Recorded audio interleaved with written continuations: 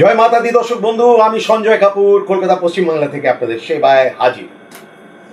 আজকে আমি শুধু বলবো তাদেরকে যারা জানতে চায়, পড়তে চায়, দেখতে চায় যে সঞ্জয় দাকে কিভাবে পাওয়া যায়। কেননা এটা এই প্রশ্নের জবাব দিতে দিতে আমি আমার যে ম্যানেজাররা ফোন ধরে তারা সত্যি আর ক্লান্ত হয়ে গেছে যে সঞ্জয় দাকে কোথায় পাওয়া যায়।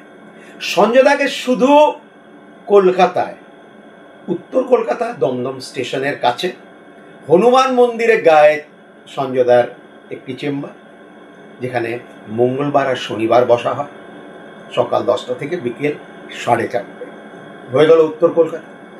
মধ্য কলকাতা হাওড়া এবং ধর্মতলার মাঝামাঝি টেলিফোন ভবন স্টপে নেবে, বা পাতাল রেলে যদি আসছেন তাহলে মহাকরণে নেবে, মাত্র একটি স্টপ 56 সেকেন্ড লাগে। ওখান থেকে মাত্র 2 মিনিটের হাঁটা পরিবহন ভবন, তার বিপরীত দিকে সঞ্জয় দার চেম্বার। সোম বুধ বৃহস্পতি শুক্র বেলা 2টো থেকে 5টা পাবেন। অবশ্যই আসার আগে একটা ফোন করার দরকার, কিন্তু এগুলো জানিয়ে দিচ্ছি সবাইকে, কেননা এগুলো বলে বলে বলে বলে আর অতিরিক্ত হয়ে যাচ্ছে, অতি হয়ে যাচ্ছে। তো মধ্য কলকাতাতে যারা মেট্রোতে আসতে চায় তাহলে চাঁদনি চক মেট্রোতে নেবে, 5 মিনিট লাগবে, বেশিক্ষণ লাগবে, 5-7 মিনিট লাগবে, বেশিক্ষণ লাগবে না।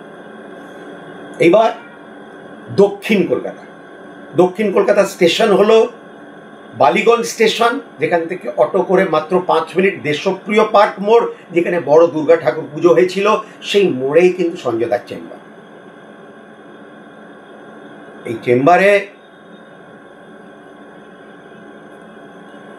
চেম্বারে দক্ষিণ কলকাতা চেম্বারে সোম বুধ বৃহস্পতি শুক্র সকাল 10:30 থেকে 12:30, বুধবার আর শুক্রবার বিকেল 6টা থেকে 7:30, আর রবিবার সারাদিন সকাল 10:30 থেকে বিকেল 4:30 সঞ্জয় দাকে পাওয়া যায়।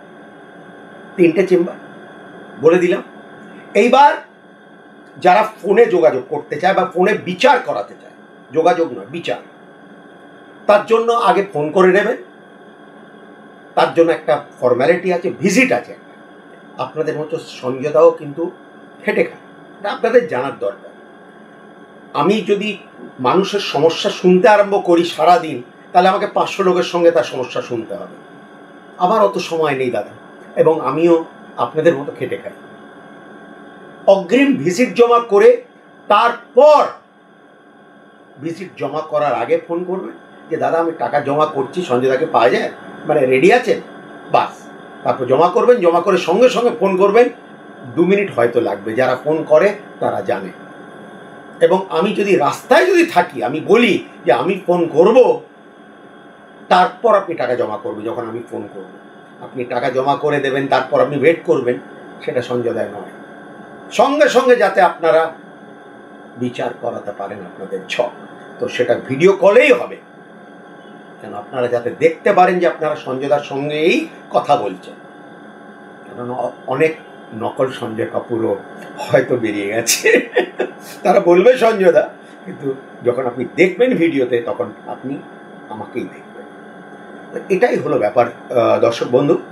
আমি টোটাল ব্যাপারটা আপনাকে বলে দিই। এটা তাদের জন্য যারা সঞ্জয় দার কাছে ছক বিচার করাতে চায়। তারপর প্রতিকারের কথা পরে, সেটা যদি আপনি বলবেন তখন আপনাদের বাড়িতে পৌঁছে দেওয়ার ব্যবস্থা অবশ্যই কিন্তু আছে। পশ্চিমবাংলার মধ্যে আপনাদের বাড়ি পর্যন্ত আমরা পৌঁছে দেওয়া, আপনাকে বারবার যে চলে আসতে হবে তা কিন্তু নয়। তো হ্যাঁ দর্শক বন্ধু, ভালো থাকবেন, সুখে থাকবেন, আর ইচ্ছে থাকলে স্ক্রিনের ওপরে যে নম্বর যাচ্ছে যোগাযোগ করবেন। আপনাদের সব কথা বলা হয়ে গেল। এবার খুব বেশি বলবেন না যে সঞ্জয় দার সঙ্গে একটু কথা আছে, কথা থাকলেই অগ্রিম ভিজিট, তারপর কথা। ভালো থাকবেন, সুখে থাকবেন দর্শক বন্ধু। আমি সঞ্জয়।